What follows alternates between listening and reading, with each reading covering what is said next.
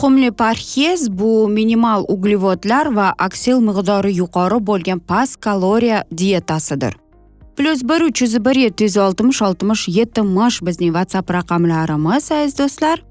Salomat taym deb nomlangan dasturimizga xush kelibsiz va bugungi bizning dasturimizning mavzusi esa tuxum dietasi nima va u kimga mos keladi deb ataladi. Albatta aziz do'stlar, bu yerda aytmoqchimizki, hozirgida judayam mashhur bo'layotgan mana shu tuxumli dietani eshitib qolganman. O'ylaymanki, sizga ham foydali bo'ladi deb. Umuman olib qaraganda, bu parhez va bu dieta kimga keladi? Bu ovqatlanish, uning qanday bir pluslari bor, qanday minuslari bor, qanday qilib bu tuxumli dietadan parhezdan chiqsak bo'ladi deb. Bilasizmi aziz do'stlar, bu yerda aytmoqchimanki, tuxum birinchi o'rinda, tuxumli dieta bizga mana shu vazn yo'qotishda eng yaxshi yordamchilardan biri bo'ladi. Nimaga desangiz, undagi bo'lgan belokka. Aynan belok bizga to'qlik hissini berib keladi uzoq vaqtga. Yana bu dieta kimga yaxshi? Bu sportmenlarga yaxshi. Chunki tuxumda aynan shunday vitaminlar mavjudki, B12, B6, D, E va A minerallar bor undagi. Sera, sink, kalsiy, yod, temir modda, kaliy, mobident, fosfor, selen. Undan tashqari bu aytaylikki, tuxumda juda ham ko'p yog'lama bor, ya'ni litsetin, lutein, xolin, zeaksatin. Bu esa aziz do'stlar ko'zimizga, ko'z qorachig'imizga, ko'zlarimizga yaxshi ta'sir o'tkazib keladi.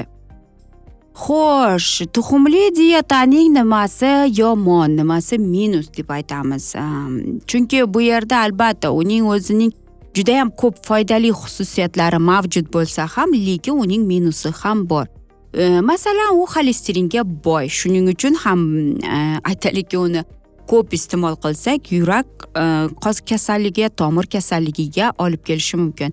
Yana undagi bo'lgan beloklar ham bizdagi aytaylikki, buyragimiz va albatta jigarimiz bundan azob chekadi. Shuning uchun ham ba'zi bir sabablarga ko'ra ba'zi bir odamlar, albatta agar sizda mana shunday kasallik bo'lsa, agar buyrak va jigar kasal bo'lsa, iste'mol qilmasligingiz kerak bo'ladi. Undan tashqari bu parhez tez charchoqqa olib kelishi mumkin. Birinchidan, ikkinchidan sizni birozgina asabiy qilib qo'yishi mumkin, chunki undagi uglevodi past sababli aziz do'stlar. Bu esa bizga uglevodlar kerak agar biz ishlasak.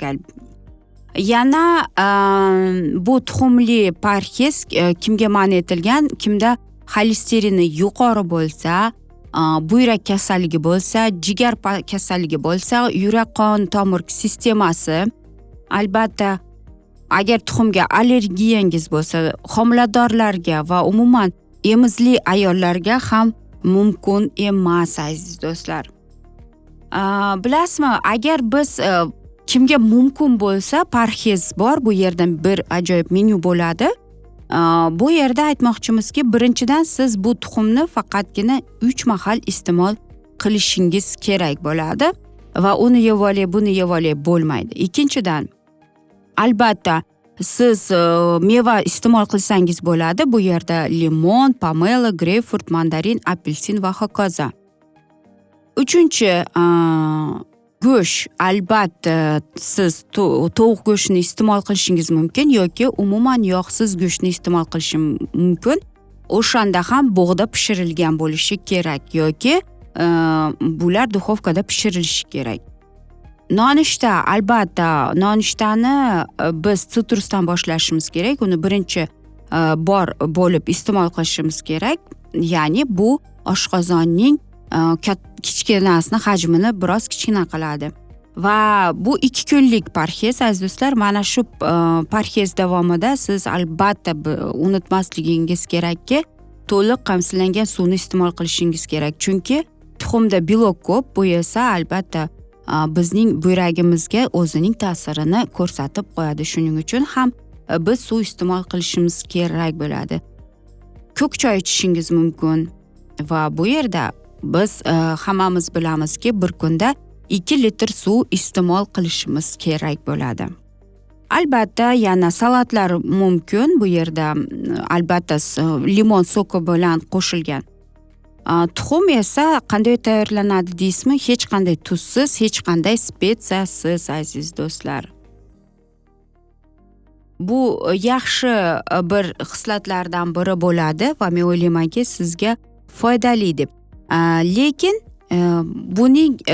buning umuman olib qaraganda ko'rsatkichini biz keyinchalik ko'rishimiz mumkin. Agar biz mana shu parhezda tutadigan bo'lsak, biz bir oyda shifokorning aytishicha 5-10 kilo tashlashimiz mumkin ekan.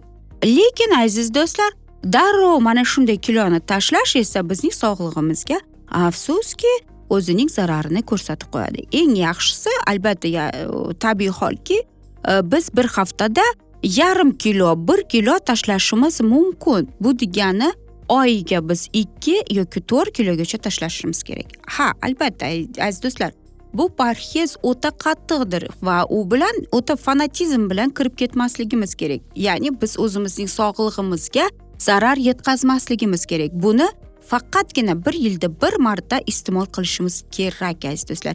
Lekin tuxumli parhezga o'tirishdan avval aziz do'stlar, albatta siz shifokorga maslahatga borib o'tishingiz kerak bo'ladi. Aynan mana shu parhezdan chiqqaningizdan so'ng buni darrov ovqatga tashlamasligingiz kerak. O'zingizning badaningizni tinglashga harakat qiling. Va birinchi o'rinda siz chiqqaningizda ham sizning menyuingizda ochlik, kopchoniy, yog'lik, tuzli narsalar bo'lmaslik kerak aziz do'stlar. Chunki bu narsa keyinchalik albatta aytaylikki o'zining zararli tomonini ham ko'rsatib qo'yadi. Asta sekinlik bilan albatta biz o'zimizning qandaydir bir taomnomalarimizni kirgizib qo'yishimiz kerak. Va shuni unutmasligimiz kerakki aziz do'stlar, bu jismoniy faollik ham bo'lishi kerak. Albatta aytaylikki ertalabki yugurish, fitness va hokazo degan narsalar. Lekin shifokorning aytishi bo'yicha har bir parhez bizning organizmimiz uchun bu stress hisoblanadi. Chunki organizm o'rganib qolgan, men mana shu narsani xohlaymanmi, men iste'mol qilaman deb. Undan tashqari bunday parhezlar bizga o'ta kafolat ham bermaydi. Albatta qandaydir bir darrov va aytaylikki kalta vaqtda qandaydir bir o'zining effektini ko'rsatadi-yu, lekin keyin yana qaytib kelishi mumkin aziz do'stlar. Shuning uchun ham biz tushunib yetishimiz kerakki, qanday parhezga o'tirishimiz. Menga keladigan bo'lsak, men bir yildan oshiq kurashib kelib yurdim o'zimning ortiqcha vaznim bilan. Va aziz ayollar, bir narsani tushunib yetdimki, meni vaznim meni muammom, to'g'rimi? Kimga yoqmasa qaramasin. Men 40 dan oshib qo'ygan ayolman. O'ta ham semiz emasman, o'ta ham ozg'in emasman. Demak, menga yaxshi. Men bir umr, men hayotim davomida 48-45 kilodan oshmagan vaznim. Hozir esa vaznim 65 kilo. Men bundan xursandman. Men o'zimni qabul qildim. Bu ham psixologiya jihatdan juda katta yordam berdi. Bu o'zini qabul qilish deb aytadi.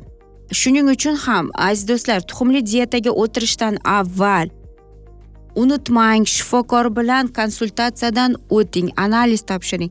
Sizga kerakmi yoki kerak emasmi? Chunki aziz ayollar, agar siz tuxumli diyetaga o'tiradigan bo'lsangiz, bu hayz ko'rish siklingizga ham o'zining ta'sirini o'tkazishi mumkin, shuni unutmang. Biz esa aziz do'stlar, mana shunday asnoda bugungi dasturimizni yakunlab qolamiz. Unutmang, bizda WhatsApp raqamimiz ishlab kelmoqda. O'z savollaringizni albatta jo'natsangiz bo'ladi. Sog' bo'ling deb xayrlashib qolamiz.